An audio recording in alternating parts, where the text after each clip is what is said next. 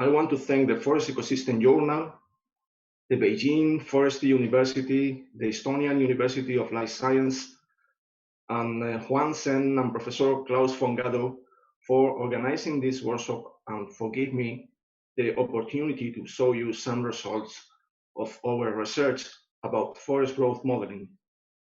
This is a very important topic for us in Spain, and especially in Galicia, in the northwestern of Spain, where we have a high percentage of plantation of poor and even age stands, and forest growth models are important tools for forest managers to make decisions about the optimal silvicultural treatment. In this session, I'm going to talk about some methods to get compatibility between forest growth models at different resolution levels, specifically methods to link the estimates of a stand growth model and an individual tree growth model. Well, there are different ways to classify forest growth models, and one of the most used is based on the resolution level. Specifically,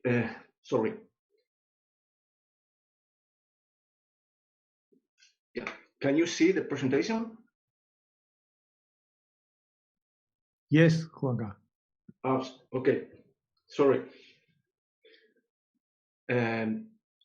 Well, there are different ways to classify forest models, and one of the most used is the one that classifies them according to the level of resolution. And we can distinguish basically two kinds of models. Stand growth models, where the variables of interest are variables related with the stand, usually the number of stands per hectare, the stand basal area, the stand volume, dominant height, etc. And individual tree growth models, where the variables of interest are variables related with the tree, so the tree diameter, the tree height, tree volume, tree biomass, some crown variables, etc. Regarding the stand growth models, there are different ways to develop this kind of models. And one of the most used is the space state approach that was firstly proposed by Professor Oscar Garcia. Assuming this method, we consider that the status of a specific stand at any point in time can be characterized by a limited number of stand variables, and these variables are called state variables. Usually, 3 state variables are enough to develop this kind of models. The number of stands per hectare, the dominant height, and the stand basal area. So at time t1, we know the values of these 3 variables, 3 state variables, and we use transition functions. We need to fit transition functions to estimate the values of the same state variables at the time t2. We can also complete this kind of models using other equations. For example, we can include the segregation system to estimate the diameter of the number of trees of each specific diameter class. For example, the number of trees for cohorts. We can also include a generalized height diameter function to estimate the height of the trees of each diameter class. And we can also include other equations, for example, a compatible volume system, including a taper function to estimate the volume, the total volume of the trees, also the commercial volume of the trees, and biomass equations by tree fractions to estimate the bark, branches, needles or leaves, etc. So with this kind of models, we have stand variables, but using the segregation, we can also estimate some tree variables. Regarding the individual tree growth model structure, the situation is very similar.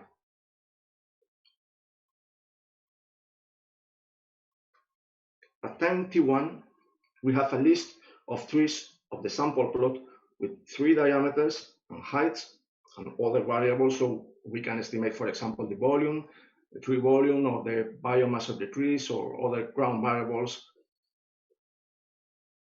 And we can, using this list, estimate the number of stands per hectare, N1. This number of stems per hectare is different at time t2 due to natural or human disturbances. For example, natural mortality, reducing the stem number, thinnings, removing some trees, and ingrowth, increasing the stem number.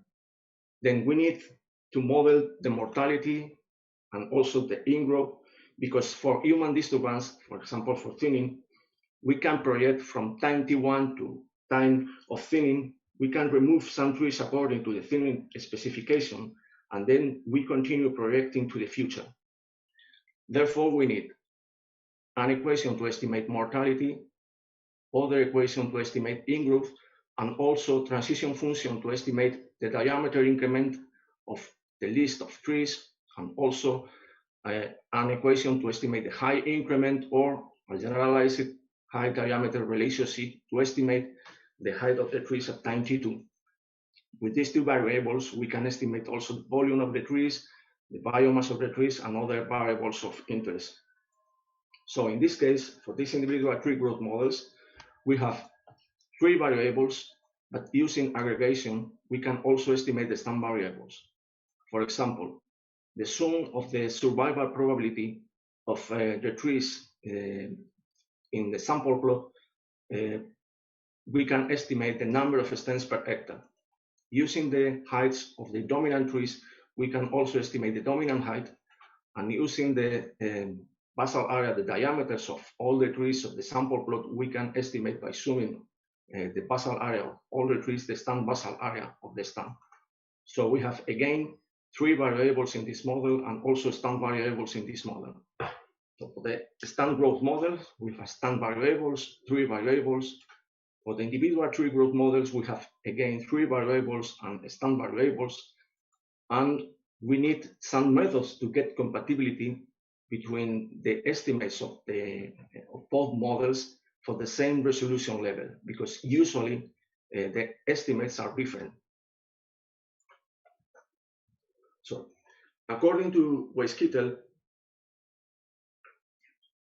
three different approaches have been used to link the estimate of the stand growth model and the individual tree growth model. The first one is desegregation. In this case, we assume the estimate of the stand growth model are correct, and then we readjust the individual tree growth model to link the stand growth model estimates. In the second one, both models are fitted simultaneously using a multi-level optimization approach to get compatibility. This approach is simple when working with a single variable. For example, the number of stems per hectare, the stand basal area, but no solution is usually found for more complex situations with two or three variables. And the last one is the combined approach, where a new value is estimated by weighting the estimates of both models. But this is not really a compatibility approach. This is a model, a way to estimate a new value combining the estimates of the stand growth model and the individual tree growth model. Well, now I am going to show you a real example for beets in Galicia, in the northwest of Spain. First of all, we need to assume some restriction to simplify this example. The first one is there is not ingrowth, so we are working with poor and even age stands.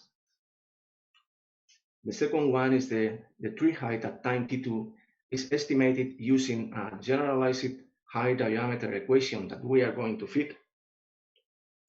And the third one is only regular mortality is considered. So only mortality due to competition, but not irregular mortality due to, for example, fire hazard, vine diseases, etc. We are going to use real data from 50 permanent plots with two different inventories, with a time interval between inventories of ranging from 7 to 10 years. The plot size range from 225 square meters to 1,000 square meters, depending on the stand density, to include a minimum value of 50 trees per plot All three diameters were measured on both inventories, and all three heights were measured on the second inventory, but a random subsample was measured on the first inventory, including also the dominant trees. In this table, you can see the mean value, the maximum value, the minimum value, and the standard deviation of the main stand and tree variables for the first and for the second inventory. This is the stand age, dominant height, stand basal area, the number of stands per hectare, and this is the tree diameter and tree height. Well, in the additional documentation, you can find this for information. You can find files with all the data, one file for the stand variables and other file for the individual tree variables. You have also find an R code to develop the stand and the individual tree models and to obtain, to get compatibility between the estimates. You have also a PDF file with a complete explanation of all the steps followed in the process and the results obtained. And you can also find some articles with the development of similar models. Well, now we are going to fit the three transition functions of the stand growth models. The first one is the transition function for dominant height, also called the site index curves. We are going to use the base model proposed by Korf. This is the equation of the base model. This is dominant height, this is age, and we have three parameters to be estimated, alpha 1, alpha 2, and alpha 3.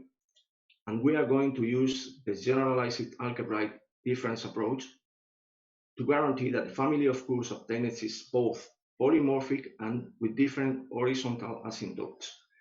This is the expression of the GADA model. Here you can see the dominant height at time t2. This is the age at time t2. This is the age at time t1. And this is the dominant height at time t1. And we have, in this case, two parameters to be estimated, A1, A2. And this X is a local parameter that is described, with this expression. In this graph, you can see the trajectories of the 50 sample plots that we are going to use. This is the trajectories of the dominant height with age that we are going to fit this model. The second transition function is the transition function for the number of stands per hectare. This transition function was derived from a differential equation of the rate of change of stands per hectare by dominant height. You can see the article of Professor Tebari for further details of the methods to obtain this equation. In this case, the number of stands per hectare times T2 is obtained from the initial value of stands per hectare, the initial dominant height, and the dominant height at time T2. So this value must be obtained with the first transition function. In this case, we have three parameters to be estimated, A1, A2, A1, A2, and A3. And in this plot, you can see the trajectories of the number of stands per hectare by dominant height of the 50 sample plots that we are going to use to fit the model. And finally, the third transition function is the transition function for a stand basal area. Again, this transition function was derived from a differential equation of the rate of change of a stand basal area by dominant height. This is the final expression, and you can find all the details in the article of Professor Tebari. Here you can see the reference, and this article is in the additional documentation. In this case, the value of the stand basal area at time T2 depends on the initial value, the initial dominant height, the initial number of stands per hectare, and also from the dominant height at time T2 and the number of trees, number of stands per hectare at time T2. This value and the dominant height at time T2 are obtained from the first and second transition function. In this case, we have 3 parameters to be estimated, B1, B2, and B3. And here you can see again the trajectories of the stand basal area with dominant height for the 50 sample plots that we are going to use. Okay, these 3 equations constitute a system of equations, and in the first step, these equations were fitted individually. You can see the details, and you can fit this model individually using the R code, and you can see the goodness of fit statistic using the R code.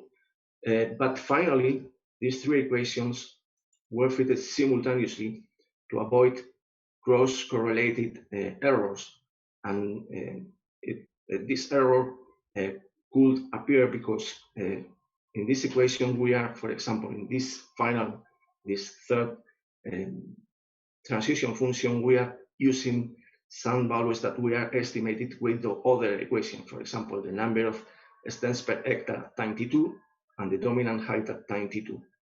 So the equations were fitted simultaneously using 3 steps, these squares in this case, but we can use a different method.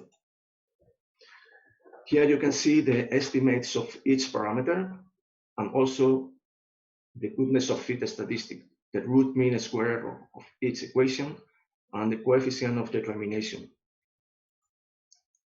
In this graph, you can see the observed dominant height versus predicted dominant height of the 50 sample plot that we have used. This is the diagonal, and this is the straight line that we have fit to this data. In this case, the model is so biased, small bias, but we have some problems with this model that we need to correct. Here you can see an example of 4 different site index curves for site indices of 23 meters, 18 meters, 13 meters, and 8 meters at a reference age of 30 years, overlaid the trajectories of the dominant height with age. You can see that more or less this curve represent correctly the information of the sample plots. Here you can see the observed number of stems per hectare versus the predicted number of stems per hectare obtained with this model. This is the diagonal, and this is the straight line fitted. In this case, the model is more or less correct. There is not any trend, any abnormal trend indicating some problems of bias or something similar. And finally, this is the plot with the observed stand basal area versus the predicted stand basal area obtained with this model that we have fitted. This is the diagonal, and this is the straight line. Again, the model more or less is a good model without problems of bias. Well, now we are going to fit the individual tree growth models, and in this case we have 3 equations. One equation to estimate mortality. We have not equation to estimate the growth because we are working with poor and even age stands. We need also an equation to estimate the transition function, to estimate the diameter of the trees at time t2. And we need also an equation to estimate the height of the trees at time t2. Well, for the mortality model, we are going to use the logistic model, and we are going to estimate the individual tree survival probability. P is the individual tree survival probability for this period between time 2 and time 1. In this case, this probability depends on the initial tree diameter, the initial stand basal area, and also from this ratio, the ratio between the tree diameter and the quadratic mean diameter of the stand. This is a ratio more or less explaining the status, the competition status of the tree. And this model was fit by maximizing the log livelihood function. This is the log livelihood function, and all the details are explained in the additional documentation, and you have also the R code to fit this equation using this method. Well, the second equation, the individual tree root model, is the transition function for individual tree basal area. In this case, we are not going to fit directly the diameter. We are going to fit the basal area. Sometimes we can fit the diameter, or we can fit the stand basal area, no, the individual tree basal area. In this case, we are going to fit the individual tree basal area, and the value of this variable at time t2 depends on the initial value, the initial stand basal area, and again from this rate of the status of competition of the tree. And finally, the third equation is the generalized high diameter relationship. We are going to use this model. It's a model proposed by Professor Snoot.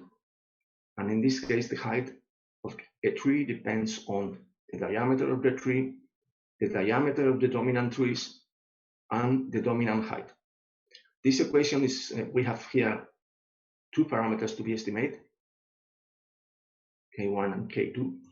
And in this equation is special because this model guarantees compatibility between the individual tree heights and the dominant height of the stand model. Because when we include here the diameter of the tree is equal to the diameter of the dominant trees, this equation we obtain as height the dominant height. Here you have the explanation. So we have compatibility between the heights estimates of the individual tree model and the dominant height estimated with the stand growth model.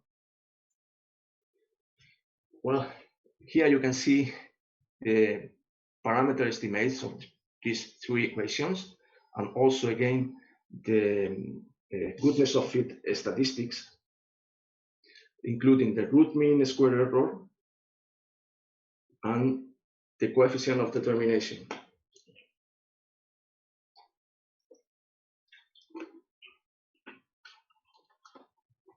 Well, this statistics, C statistic, is the percentage of concordant pairs of the survival probability equation. The pair is concordant when the probability of survival estimate for a living tree is higher than the probability of survival estimate for a dead tree. Otherwise, it is a discordant pair.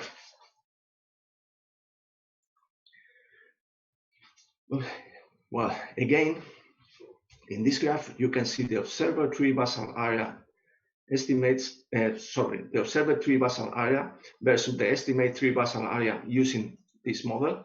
This is again the diagonal, and this is the straight line fitted to this data. The model is a good model. And here you can see the observed tree height obtained with this generalized high diameter relationship versus the predicted tree height. This is the diagonal, and this is the straight line fitted to this data. Well, so we have fit both models. We have the stand growth models with three equations.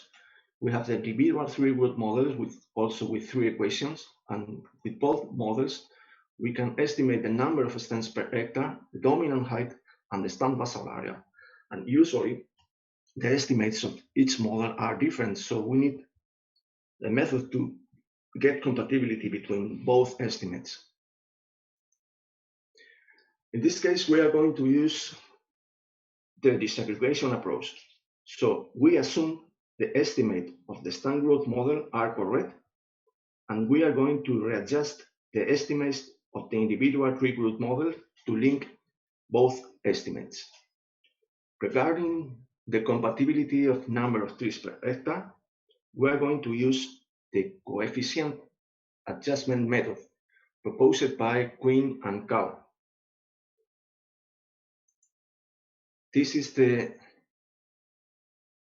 survival probability that we can fit, and we assume that this parameter affecting the diameter of the tree, this parameter affecting the stand basal area, and this parameter affecting the status of the tree, the competition status of the tree, are global parameters, so are the same for each of the 50 sample plots, but the intercept of this model is a local parameter.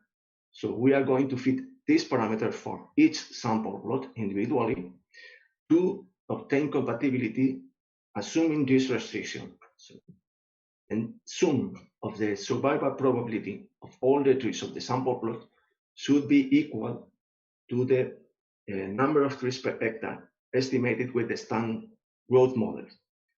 We need to take into account the area of the sample plot to use the same units in both parts of this equation. Sorry. When we fit this, we obtain this local parameter for each one of the sample plot, and we represent the number of trees per hectare estimated by the stand model versus the number of trees estimated by the tree mortality model. The tree mortality model is, we can see that the values are exactly the same. All the points are located in the diagonal. Well, regarding the compatibility of a stand basal area, we are going to use the constrained least square method, proposed also for Quinn and Cao. This method consists on minimizing the sum of the squares difference between the original estimates of the individual tree growth models and the new estimates. With this restriction, the sum of the new estimates of individual tree basal area of the sample plot should be equal to the stand basal area estimated by the stand growth model. So we have estimate these values for each sample plot, and it will represent the basal area estimated by the stand model versus the basal area estimated by the tree model compatibilized. We can see that the values are exactly the same. All the points are located on the diagonal. So we have got compatibility between these two models. And well, thank you very much for your attention.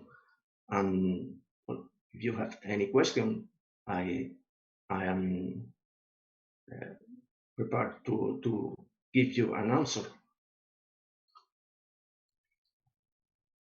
Thank you very much. Very interesting. And I would like to encourage the people hearing that if you want to have the question, you might easily write it in the chat or write somewhere that it's possible to see that there is a question. I maybe start with one so others have time. You have shown also that sometimes you see these small biases, quite very small biases in the model. So what is from your experience the most probably cause for that? Yeah, this bias is in we have to get bias in the citing the curves. In this case, we have fit the three transition functions simultaneously, but usually we fit the citing the curve using different data, using a STEM analysis. So when we use a STEM analysis, we have a lot of much more information, much more data, and usually these models are not biased. But in this case, I want to fit all the equations simultaneously because this is an example. And in this case, the model is not very good. Probably due to this, we are only using 50 sample plots with only 2 measures to estimate this model. But for example, in the manuscript, in the article, with this model, with this same data that is published in Forest Ecology, and I don't remember, but it's in the additional documentation. We have used STEM analysis, so this equation is is better than the results that we have obtained in this example here. So I think there are very good looking actually. Yeah, the last thing where I was a little bit working, we tried to look for more natural grown stands, and we had looked for managed stands, and then there was a very typical, let's say, small problem whenever we do the modeling, because when you have a very even age stand, then there is always this point cloud of where the data are is much more near, and you have not so much data over the whole possible, let's say, growth curve. And that caused sometimes for us problems. So we have been, for instance, a bit playing with, instead of just using the simple nonlinear fit, we try to do it with a mixed model. So we allow some kind of randomness, which then made a bit better, let's say. But it's, on the other hand, it doesn't really say it must be better. It is allowing a bit more randomness, and therefore you get maybe the parameters easier or more robust. Mm-hmm. Yes. Which, for example, here we have fitted a generalized high diameter relationship, and the results are not so good. Are normal, but not very good. But probably if we use a mixed model, the results will be will be better. The only problem is that you need to calibrate the model with data and with real data to use the equation. And sometimes if you don't calibrate the model, probably the model without the random parameters estimates worse that the model fitted in this way with using ordinary least squares. Okay, we have also from Klaus a question. I don't know if you see them. I can read them to you. So Klaus has been saying... It's in the chat. It's in the chat, yeah. But I can maybe just read it so everybody hears it. So thank you for introducing very advanced growth modeling approach within a time of 30 minutes. Yeah, that's really good, well made. And so his question is, would it be possible to use the method in a multi-species forest as well? Yeah, this is a very good question. We can use something similar for multi-species forests, but it's not easy.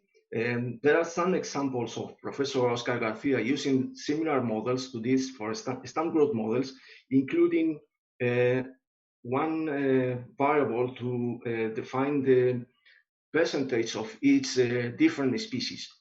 There are some examples, and the model fits well, but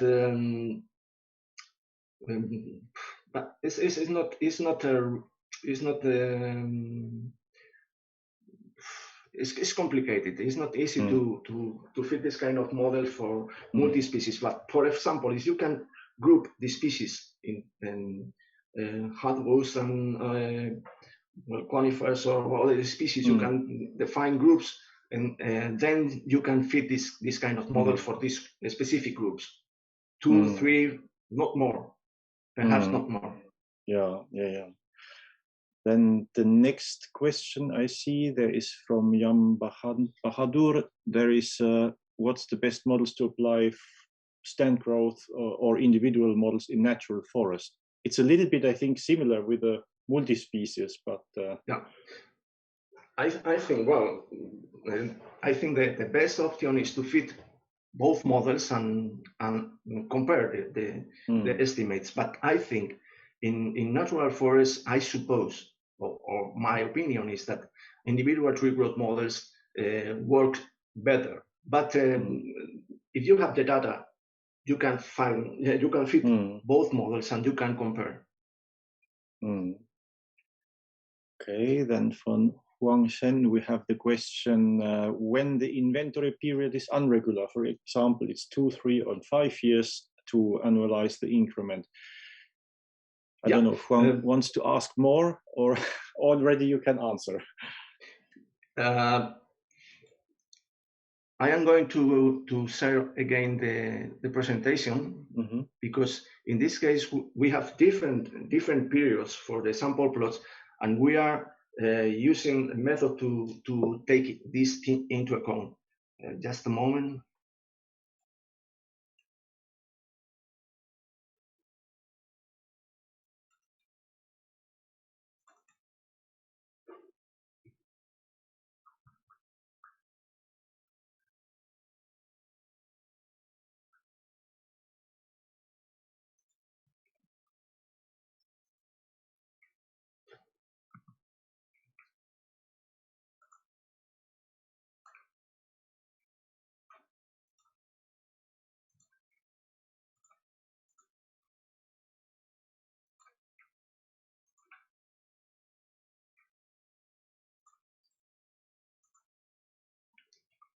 Can you see the presentation?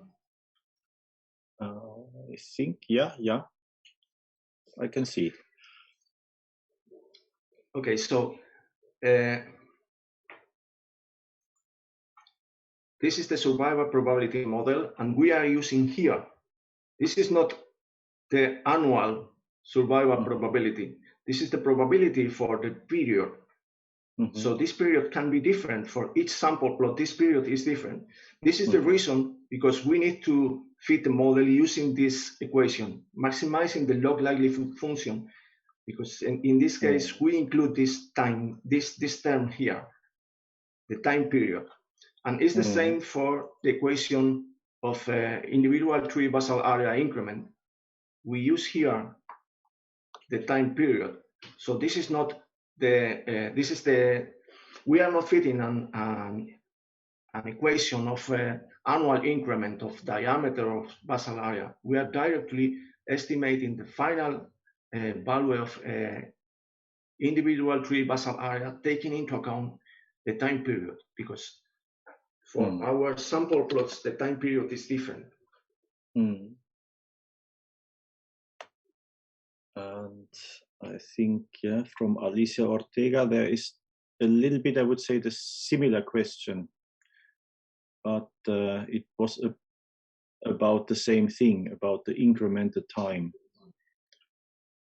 The time between the first and the second. And then there's another question from Alicia. This is, how are your results in the extreme ages? So is it as good for young forest and mature forest? Oh, well, I don't know. We can try. You have all the data. You can try with the models. You can fit the models with the R code, and you can see the results. I am not sure. I cannot answer the question because I don't know. Okay. I cannot try. I suppose it's good for young forest and for mature forest, but because in our sample plots there are different situations with different ages.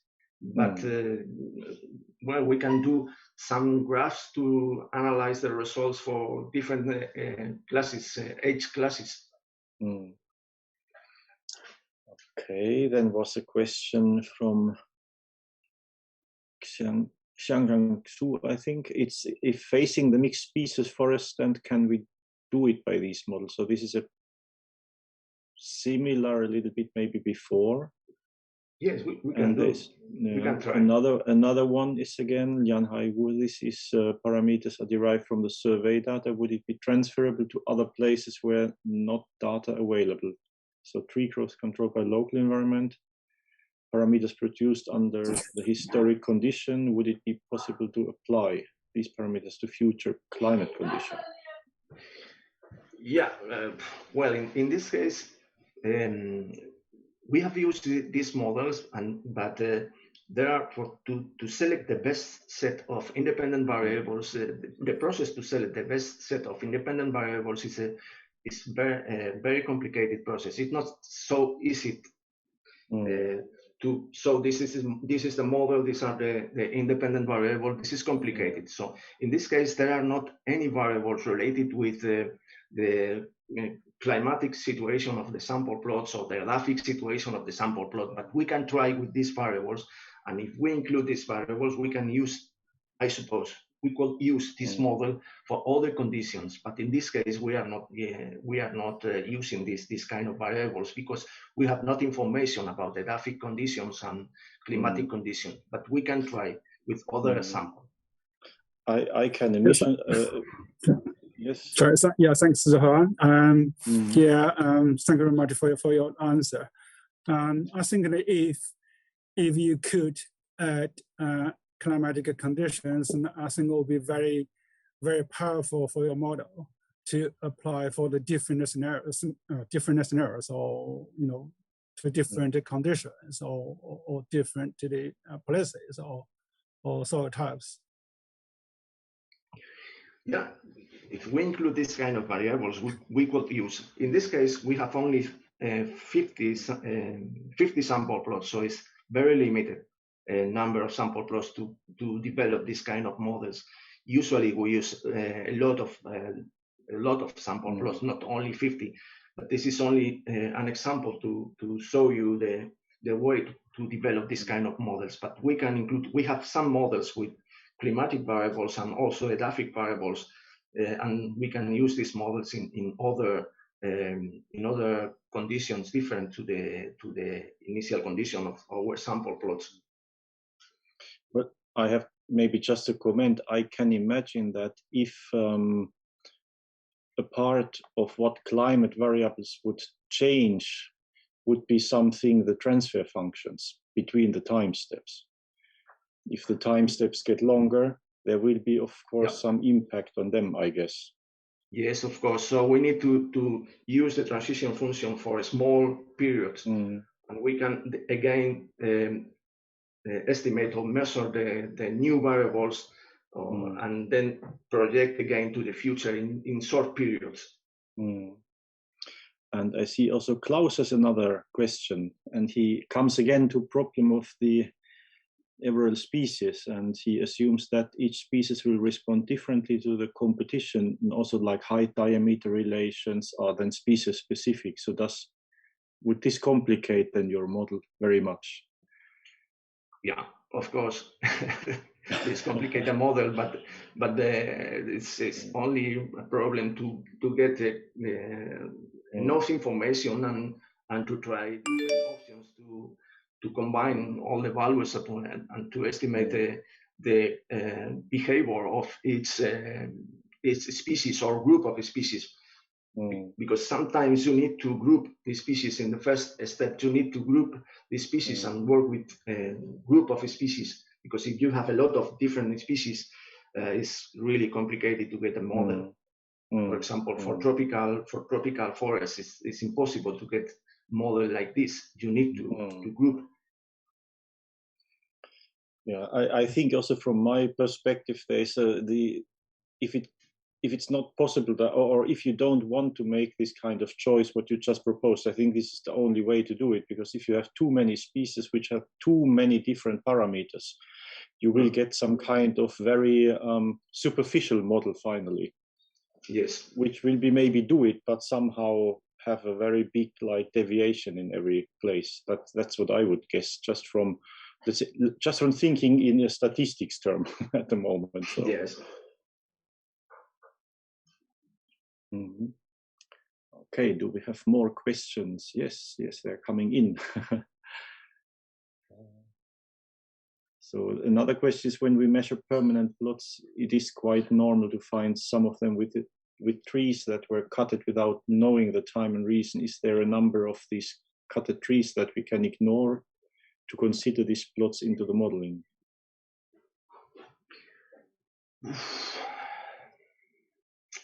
Yeah, it's not easy to answer this question, because we need to know as information as possible of the past of each sample plot.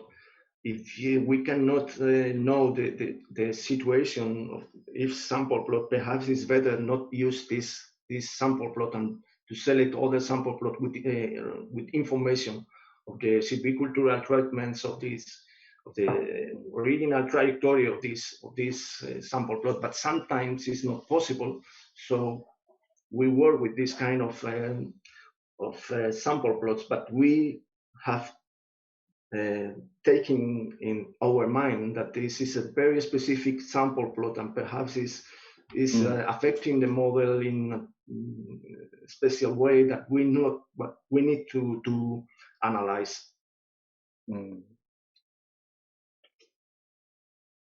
Okay, then we have another question which is going in another direction. Maybe this is, what are the best techniques to estimate biomass, carbon sequestration, and exchange rates?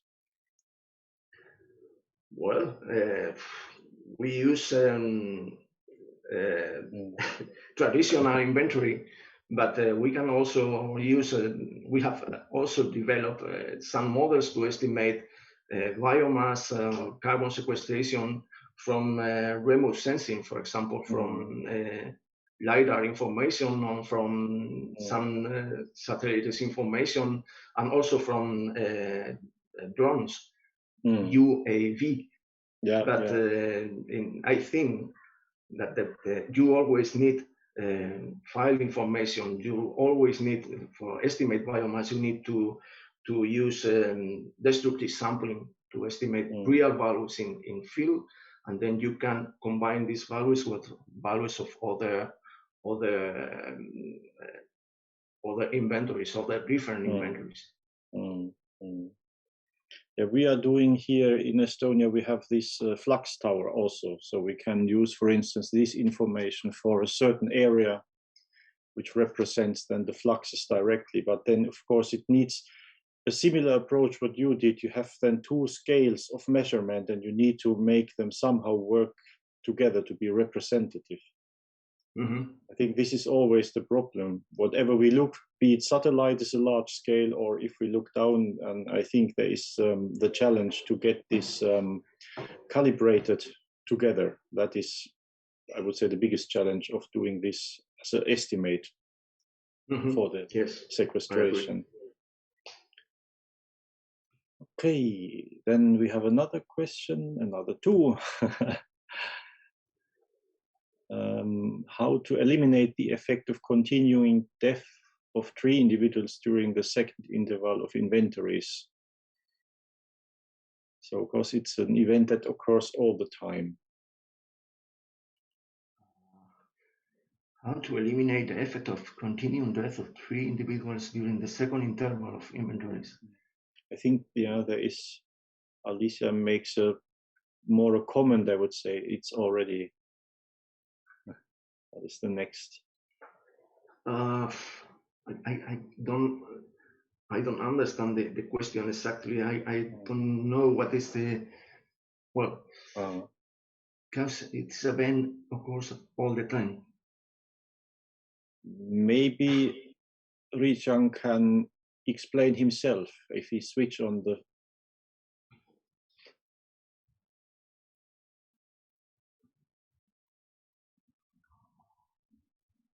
Richang, can you unmute, please, and put on your video? Yeah. Wait.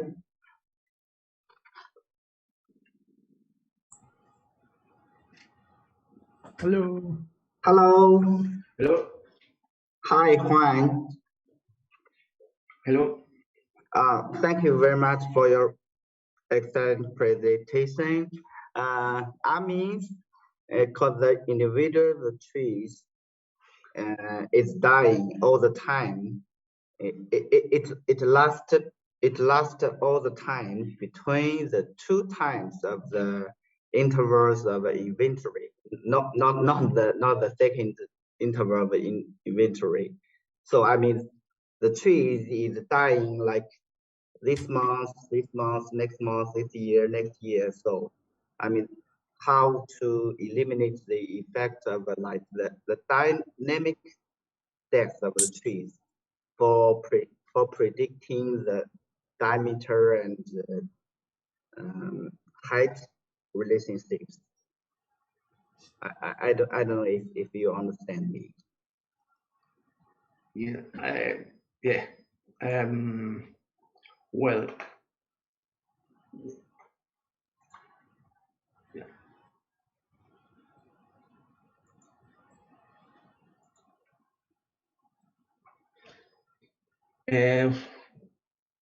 We have all the information of the sample plots with different periods. Yeah. In some occasions, we have 3 years, 7 years, 10 years, and during all these periods, some trees are dead. But we have the information, the complete information of during all these periods. So we don't, we have not lose information about the trees that have died.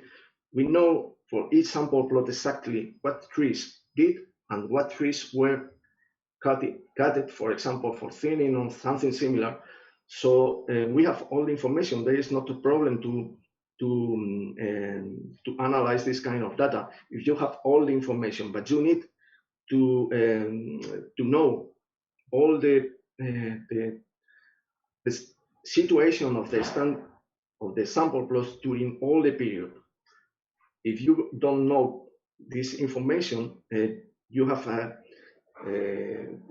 some doubts about if this tree was cut or this tree was dead for competition. You need to know this information. In other case, you have a problem with the model because you are not modeling natural mortality. You are also including other factors that provoke that one tree is dead. Okay. You need to know all the information for all the sample plots.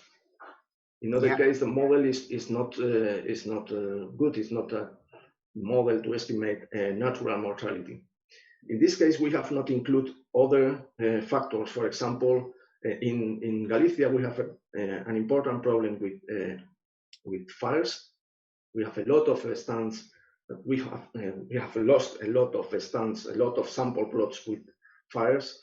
But in this case, we have not included this information. But in some models, we include this type of information using something similar, using a probability that this stand will be destroyed by fire hazard.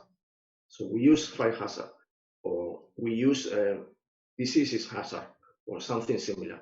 But in this case, we are only use natural mortality due to competition. Okay, thank you. So yeah, we just know the information between different years. Yeah. I think I can make one simple comment, maybe again, like if you think on a statistics or mathematician's way, then we anyway look for, the model was looking for 2 discrete time slots, very normal time slots in a period, while what happens in between would be something which is like going on all the time. So you're not interested in this, you need just to have the knowledge about what has happened. So the difference between the 2 discrete time steps. It's very typical if you are sampling from an analogous signal and you make a digital signal out of it, you do the same. You are basically ignorant to what happened on dynamic in between, if all trees fall in one day or if they fell every day a little bit. So you don't want to know that, you want just to know that much have been falling. Yeah, that's right. Thank you. Yeah, yes. That's all. Thank you.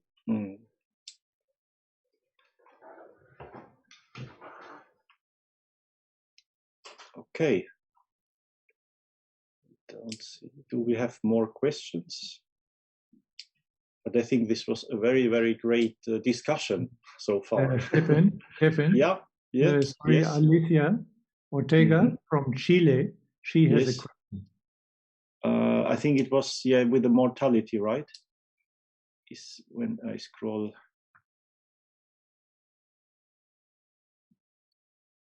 It's Professor Alicia Ortega from Chile. If she's here, she maybe ask also herself, or if she is absolutely, because I think mortality is very difficult to model, but in your presentation it seemed work well. You have tried to compare it with self-thinning for competition. The equation that we have fit is natural mortality only due to competition. We have not included other kind of mortality. It's only due to competition. And usually this kind of models works well for this kind of species, for this poor and even age stands. Perhaps for other kind of forest, we have some problem. But again, we need to group species with a similar behavior, with a similar similar behavior for this process that we want to model.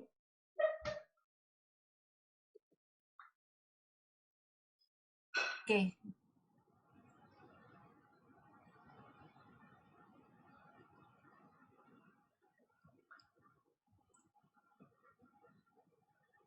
Yes.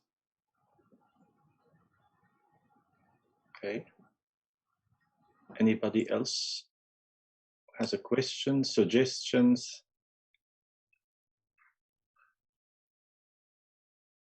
Yeah, I would like you try with the data, and you can analyze the data, and we can discuss using the email about your results. Yeah. It would be great. Yes, I think this is a good idea. Actually, this is also for me. I was looking at there we have maybe some interesting points to look at also from our data here in Estonia.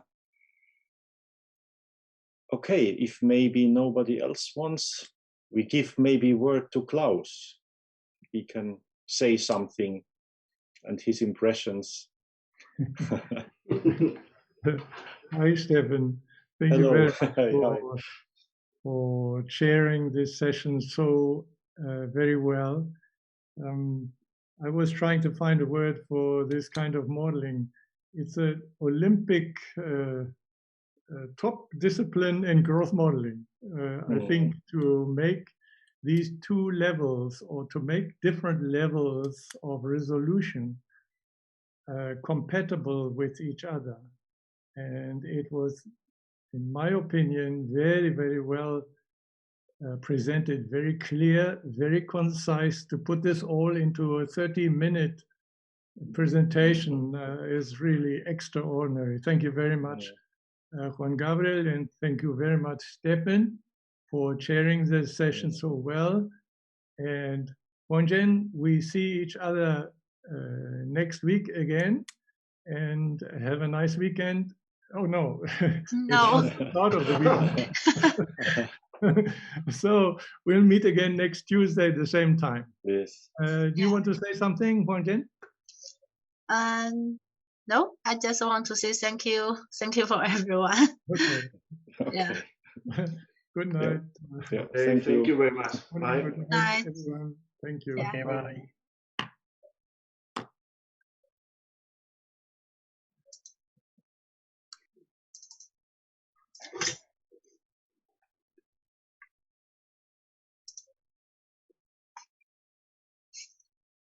Oh, 梁老师在。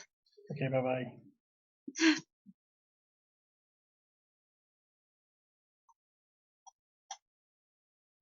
Lihu is also there. Yeah. Neil Richard. Hi, Gado. How are you doing? 你吃过了吗？我吃过了。Okay. Oh yeah. So when will you come to China again? Yeah, I will. I hope so. I don't know. We have had our first vaccination, and we'll have the second one on the 8th of May, beginning of May. So, but still we need to have some time afterwards before we can go out for adventures again. So I would love to go to China and to our friends everywhere. But at the moment it's a bit difficult, and that is not only for us, but it's for you as well. And you are also very restricted in your movement. Yeah. So, well, look forward to next week. Okay. See you next week. Okay. Say hi to your wife. Yeah, and Dr. Liang, Thank you. yeah. The colleagues at your university also. Yeah, thank you very much. Hope you find there. Yeah. Bye-bye. Bye-bye. Bye. 梁老师